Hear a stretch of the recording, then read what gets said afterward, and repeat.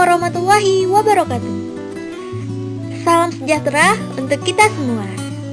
Hai teman-teman, kembali lagi bersama saya. Nah, di video kali ini saya akan menjelaskan mengenai sejarah masa pemerintahan Hindia Belanda. Nah, untuk itu jangan kemana-mana, pantengin terus slide selanjutnya. Baik teman-teman, sebelum saya menjelaskan apa itu masa pemerintahan Hindia Belanda, izinkan saya memperkenalkan diri terlebih dahulu. Perkenalkan, nama saya Susan Fahirah dari kelas 19B Program Studi Pendidikan Sejarah FKIP Universitas Riau. Di video kali ini saya akan menjelaskan 3 poin mengenai masa pemerintahan Hindia Belanda. Yang pertama, ada kebijakan ekonomi, yang kedua, kebijakan politik, yang ketiga adalah perubahan sosial dan budaya. Baik, langsung saja kita memasuki sesi penjelasan. Get to know Hindia Belanda. Hindia Belanda adalah sebuah daerah pendudukan Belanda yang wilayahnya saat ini dikenal dengan nama Republik Indonesia. Hindia Belanda dibentuk sebagai hasil dari nasionalisasi VOC yang berada di bawah pemerintahan Belanda pada tahun 1800. Nah, pada masa pemerintahan Hindia Belanda, mereka mempunyai kebijakan-kebijakan serta membawa perubahan-perubahan. Kebijakan dan perubahan apa saja sih yang dibawa oleh mereka? Nah, kebijakan-kebijakannya antara lain ada kebijakan ekonomi dan kebijakan politik, serta membawa perubahan sosial dan budaya. Baik, yang pertama saya akan menjelaskan terlebih dahulu kebijakan ekonomi pada masa pemerintahan Hindia Belanda. Nah, kebijakan ekonominya ada 2. Yang pertama, sistem tanam paksa atau yang kita kenal dengan Kulturstelsel, dan yang kedua ada sistem ekonomi liberal. Baik, pertama saya akan menjelaskan terlebih dahulu sistem tanam paksa.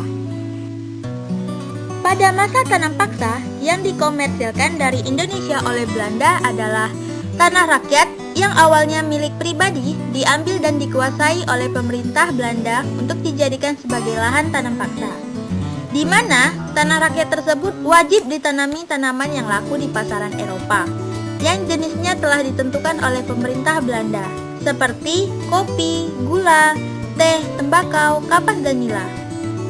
Nah, hasil dari tanam paksa tersebut diserahkan kepada pemerintahan Belanda dan hanya dihargai sangat rendah, sehingga hasil keuntungan sepenuhnya dimiliki oleh pemerintah. Tanah rakyat yang bebas dari tanam paksa hanya 1/5. Itu pun rakyat masih dibebankan membayar pajak perorangan. Selain tanahnya diambil, rakyat masih harus bekerja di lahan tanam paksa tersebut dengan jangka waktu yang tidak terbatas, bahkan hampir seluruh waktu digunakan untuk bekerja di lahan tanam paksa. Akibat dari tanam paksa tersebut antara lain tanah rakyat dieksploitasi, rakyat harus menanggung beban berat akibat tanam paksa. Selain itu, rakyat masih dibebankan kerja rodi atau kerja paksa untuk pemerintah. Yang terberat adalah rodi untuk membangun dan memelihara benteng pertahanan. Kemiskinan dan daya tahan rakyat dalam menghadapi berbagai bencana yang terlalu kecil menyebabkan ketika terjadi musim kekeringan berarti bencana yang besar bagi rakyat. Akibatnya terjadi kelaparan di mana-mana dan kematian, sehingga jumlah penduduk mengalami penurunan yang sangat tajam. Tanam paksa memang membawa keuntungan bagi Belanda, tetapi rakyat Indonesia benar-benar menderita akibatnya.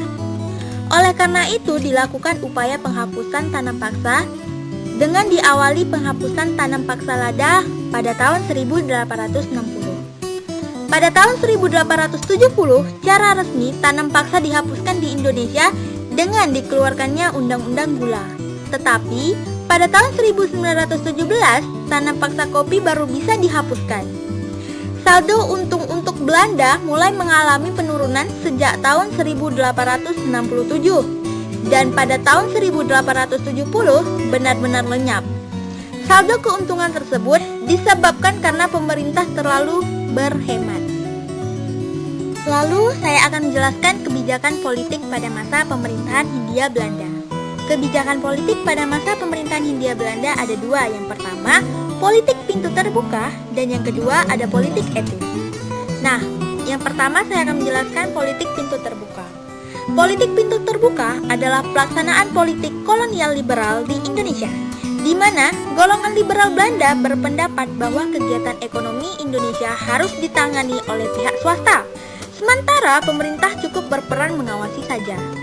Nah, latar belakang Belanda menerapkan kebijakan politik pintu terbuka karena adanya Traktat Sumatera pada tahun 1871 yang memberikan kebebasan bagi Belanda untuk meluaskan wilayahnya ke Aceh. Sehingga imbalannya, Inggris meminta Belanda menerapkan sistem ekonomi liberal di Indonesia agar pengusaha Inggris dapat menanamkan modalnya di Indonesia. Lalu, pelaksanaan politik pintu terbuka, yaitu membuka Jawa bagi perusahaan swasta, kebebasan dan keamanan para pengusaha dijamin, pemerintah kolonial hanya memberi kebebasan para pengusaha untuk menyewa tanah, bukan untuk membelinya. Hal ini dimaksudkan agar tanah penduduk tidak jatuh ke tangan asing. Tanah sewaan itu dimaksudkan untuk memproduksi tanaman dapat diekspor ke Eropa. Nah, politik pintu terbuka ini memberi dampak juga kepada Indonesia. Nah, dampaknya pertama, politik pintu terbuka yang diharapkan dapat memperbaiki kesejahteraan rakyat justru membuat rakyat semakin menderita. Yang kedua, rakyat semakin menderita dan sengsara karena eksploitasi terhadap sumber pertanian dan tenaga manusia semakin hebat. Yang ketiga, rakyat dapat mengenal sistem upah dengan uang, juga mengenal barang-barang ekspor dan impor. Yang keempat, industri atau usaha pribumi mati karena pekerjaan pindah bekerja ke perkebunan dan pabrik-pabrik. Yang kedua, ada politik etis atau yang kita kenal dengan politik balas budi. Adalah suatu pemikiran yang menyatakan bahwa pemerintah kolonial Belanda memegang hutang tanggung jawab moral bagi kesejahteraan rakyat Nusantara. Berkat adanya politik etis berdampak positif untuk jangka panjang bagi bangsa Indonesia, di mana pada bidang pendidikan melahirkan golongan terpelajar dan terdidik seperti Sutomo. Lalu mereka kemudian membentuk organisasi-organisasi pergerakan nasional seperti Budi Utomo, Sarekat Islam hingga Perhimpunan Indonesia. Selanjutnya, organisasi-organisasi tersebut dipakai sebagai alat perjuangan untuk kemerdekaan bangsa Indonesia. Awal kemunculan politik etis pada tahun 1890 karena desakan golongan liberal pada parlemen Belanda. Ketika itu, orang yang berhaluan progresif itu memberikan usulan supaya pemerintah Belanda memberi perhatian kepada masyarakat Indonesia yang sudah bekerja keras mengisi keuangan negara Belanda melalui program tanam paksa. Desakan tersebut timbul dari adanya pemikiran bahwa negeri Belanda sudah berhutang banyak terhadap kekayaan bangsa Indonesia yang dinikmati oleh Belanda. Nah, dengan adanya desakan tersebut, agar menjalankan politik etis memperoleh dukungan dari pemerintah Belanda. Dalam pidato negara di tahun 1901, Ratu Belanda Wilhelmina berkata, negeri Belanda mempunyai kewajiban untuk mengusahakan kemakmuran dari penduduk Hindia Belanda. Pada pidato tersebut merupakan suatu tanda awal kebijakan kemakmuran Hindia Belanda yang dikenal dengan politik etis atau politik balas budi. Politik etis mulai berjalan pada tahun 1901 yang berisi 3 perlakuan yakni edukasi, yaitu pendidikan, irigasi, yaitu pengairan, dan transmigrasi, yaitu perpindahan penduduk.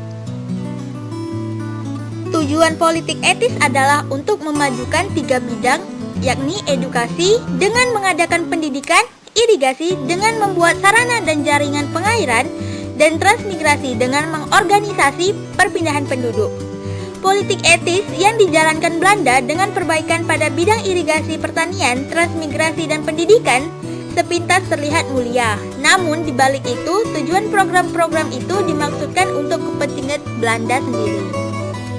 Nah, yang terakhir saya akan menjelaskan perubahan budaya pada masa pemerintahan Hindia Belanda. Yang pertama ada pengaruh westernisasi, yaitu pengaruh pembaratan, merupakan proses pemasukan pengaruh budaya barat bagi rakyat. Nah, masuknya pengaruh budaya barat tersebut tentu saja berbeda dengan nilai-nilai dari kebudayaan asli bangsa Indonesia.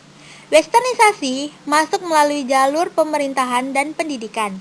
Pengaruh westernisasi bagi bangsa Indonesia tampak pada penggunaan bahasa Belanda dalam pergaulan sehari-hari, gaya berpakaian rakyat Indonesia meniru cara berpakaian model barat, tampak dengan dikenalnya rok, jas, dasi, topi, dan sebagainya. Tata cara pergaulan dan lingkungan pergaulan yang meniru cara barat, di mana telah lebih terbuka dan bebas. Sistem jabatan dan kepangkatan di mana orang Indonesia mulai menduduki jabatan tertentu dan menyandang pangkat tertentu. Lalu adanya pendidikan model Eropa atau Barat menjadi prioritas utama bagi rakyat Indonesia yang ingin mengenyam pendidikan.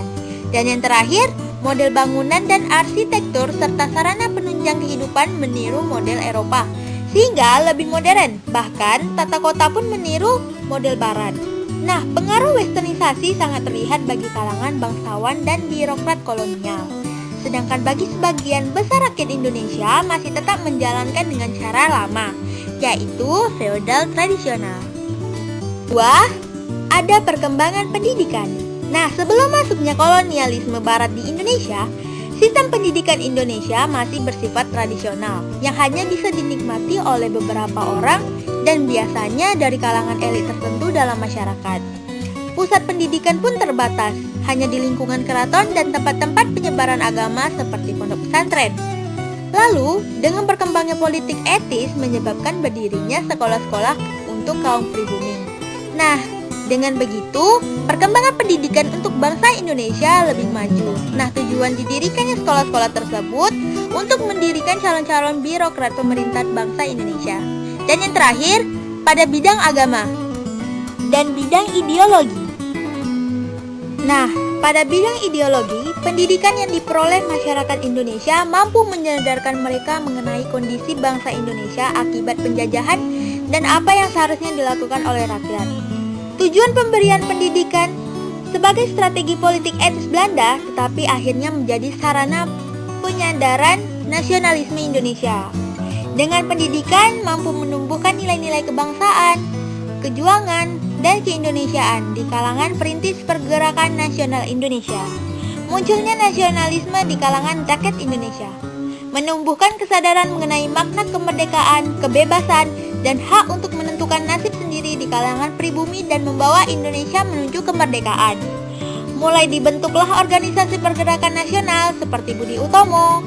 Lalu nilai-nilai baru tersebut mulai dikembangkan dan menjadi dasar perjuangan mereka.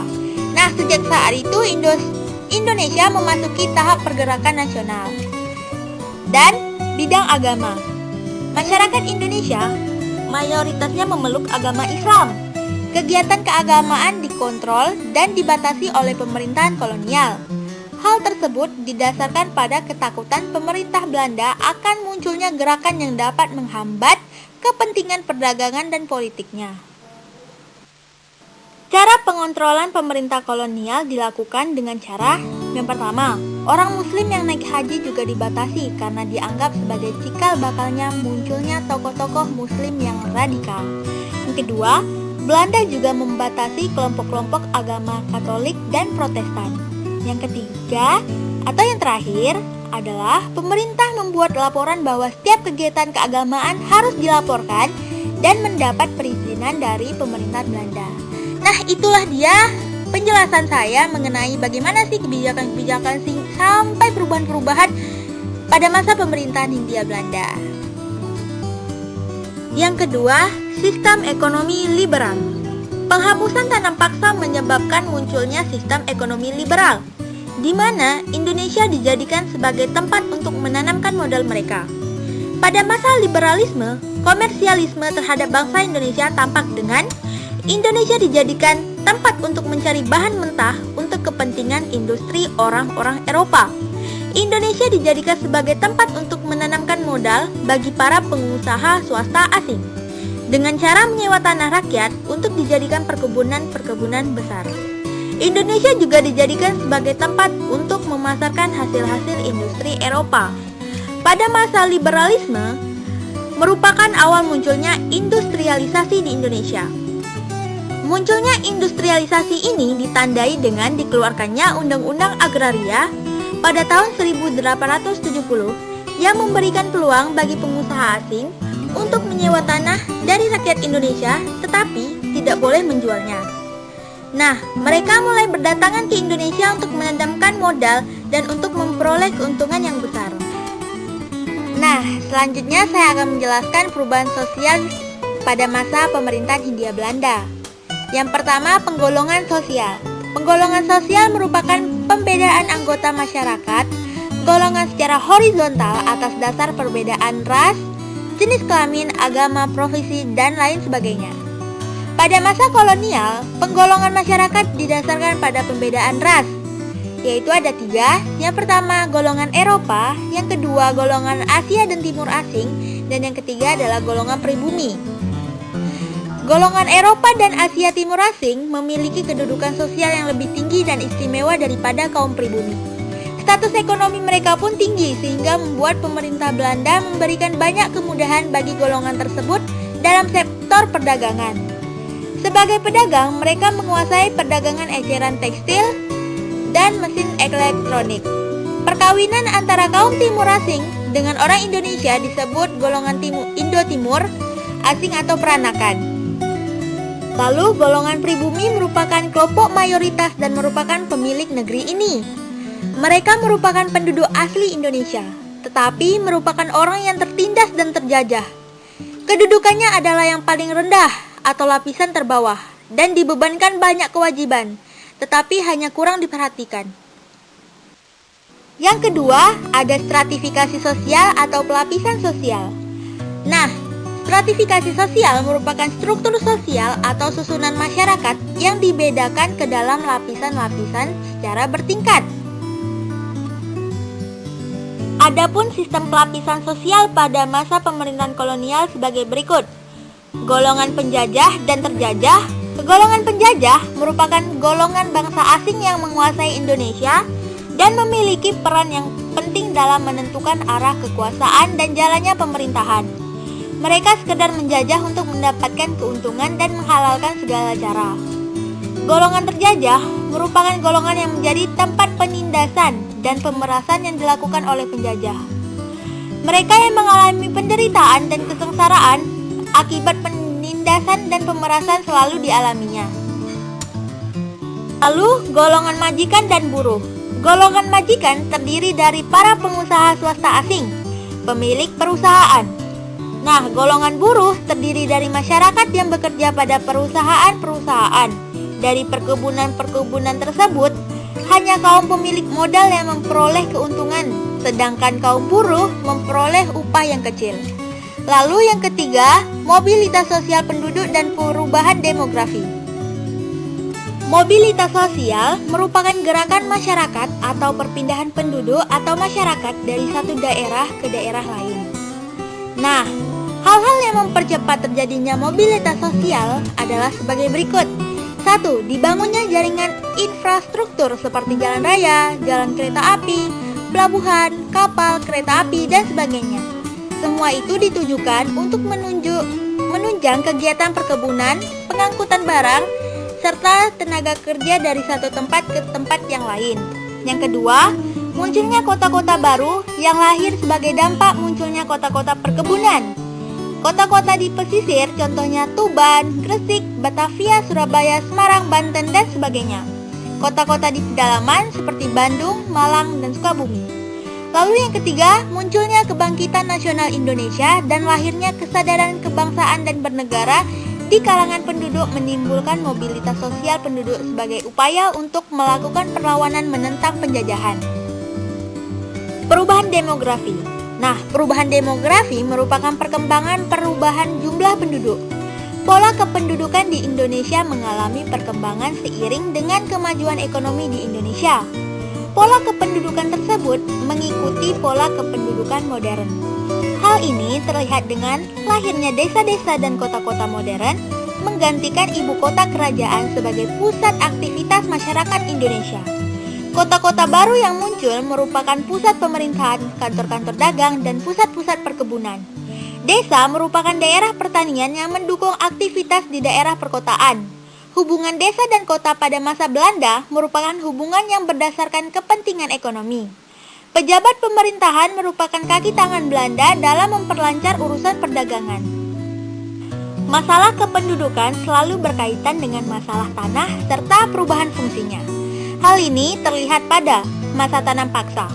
Nah, perubahan tampak dengan tanah-tanah yang semula adalah milik rakyat selanjutnya menjadi tanah perkebunan milik pemerintahan dengan ditanami tanaman yang laku di pasaran Eropa. Tanah-tanah tersebut harus dikerjakan secara paksa oleh rakyat sehingga tentu saja menimbulkan penderitaan bagi rakyat. Nah, yang kedua, pada masa liberalisme, tanah-tanah milik penduduk dijadikan perkebunan-perkebunan besar yang ditanami tanaman yang menguntungkan seperti gula, tembakau. Tanah milik petani menjadi objek kapitalisme. Seiring munculnya perkebunan-perkebunan swasta asing, perkebunan tersebut kemudian dijadikan tempat atau tujuan untuk bekerja dan mendapatkan upah, sehingga muncul mobilitas penduduk yang akhirnya memunculkan lahirnya kota-kota baru sebagai tempat perkembangan perekonomian penduduk. Nah, dengan berakhirnya saya menjelaskan masa pemerintahan Hindia Belanda dari kebijakan-kebijakan hingga perubahan-perubahan yang dibawa oleh Hindia Belanda, untuk itu berakhir juga video saya kali ini.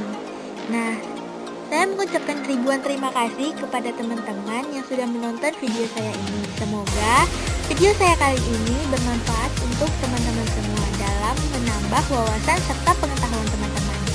Jika terdapat kesalahan, saya mohon maaf karena saya juga masih belajar. Untuk itu, saya akhiri dengan wassalamualaikum warahmatullahi wabarakatuh. Sampai jumpa di video selanjutnya. Jangan lupa like, komen, dan subscribe.